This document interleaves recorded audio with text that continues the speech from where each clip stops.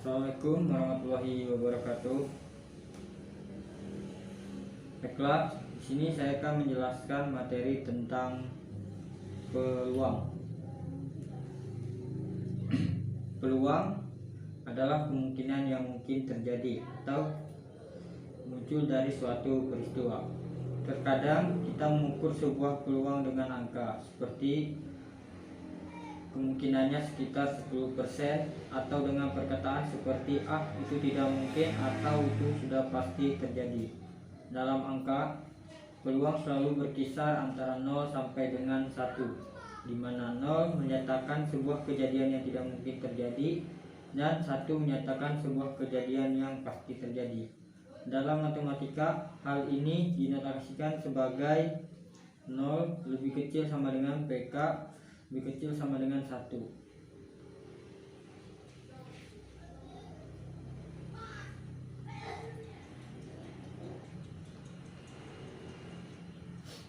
Istilah yang sering digunakan dalam peluang: pertama, ruang sampel.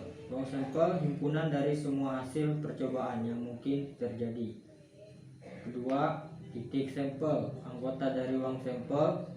3. Kejadian, himpunan bagian dari ruang sampel. Selanjutnya, rumus peluang. Frekuensi relatif sama dengan banyak kejadian per banyak percobaan. Apabila peluang dari setiap titik sampel dari anggota ruang sampel S sama, maka peluang kejadian K yang jumlah anggotanya ditulis sebagai N dalam kurung K dapat dicari dengan rumus PK sama dengan NK per NS dengan K S. Contoh soal dalam peluang. Yang pertama, pada pelemparan sebuah dadu, tentukan peluang munculnya sisi dadu yang berangka genap. Di situ ada pembahasannya. Ruang sampel S adalah 1, 2, 3, 4, 5, 6. NS sama dengan 6. Sisi dadu genap adalah 2, 4, 6. NK sama dengan 3. Jadi peluang munculnya mata dadu berangka genap adalah 0,5. Ada beberapa kejadian dalam peluang. Yang pertama, kejadian majemuk. Kejadian majemuk adalah kejadian baru yang terbentuk dari pelakuan pada 2 atau lebih kejadian. Yang kedua, kejadian komplement. Kejadian K komplement adalah sebuah kejadian yang bukan kejadian. Suatu kejadian K dan kejadian K komplement yang dinyatakan K memenuhi PK plus PK sama dengan 1 atau PK sama dengan 1 min PK. Contoh soal kejadian komplement. Ana bermain kartu grid G, kemudian diambil satu kartu secara acak. Tentukan peluang Ana mengambil kartu, bukan as. Situ ada pembahasannya. Jumlah semua kartu G, N, S sama dengan 52.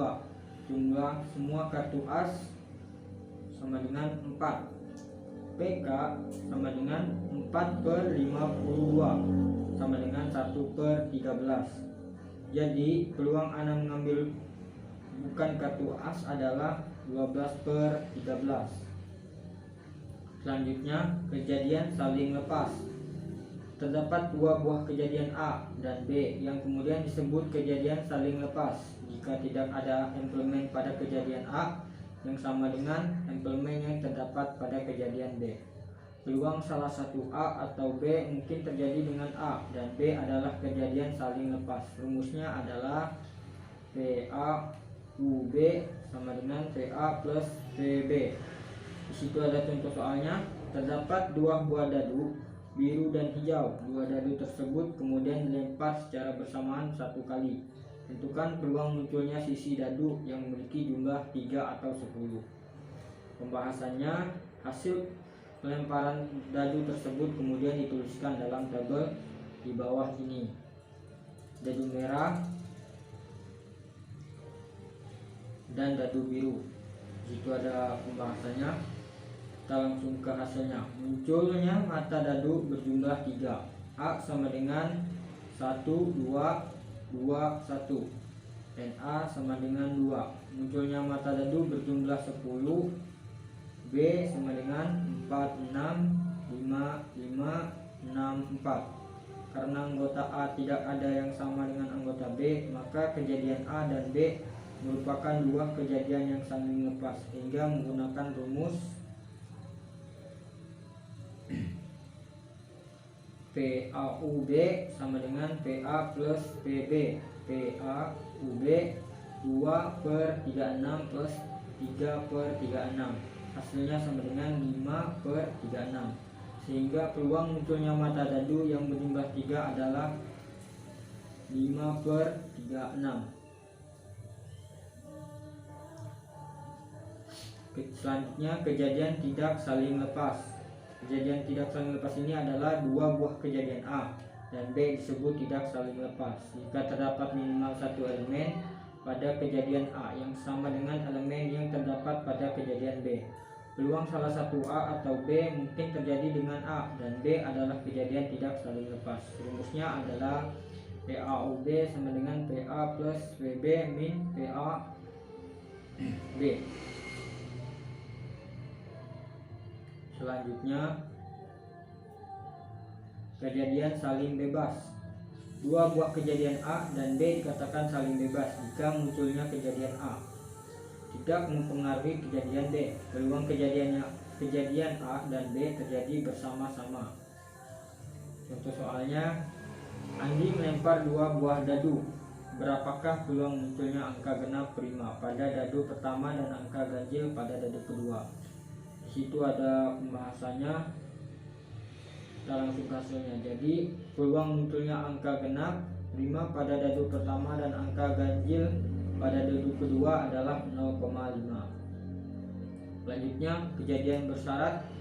Jika terdapat dua kejadian, yaitu kejadian A dan B, kejadian tersebut dikatakan kejadian bersyarat jika kejadian A mempengaruhi terjadinya kejadian B atau sebaliknya.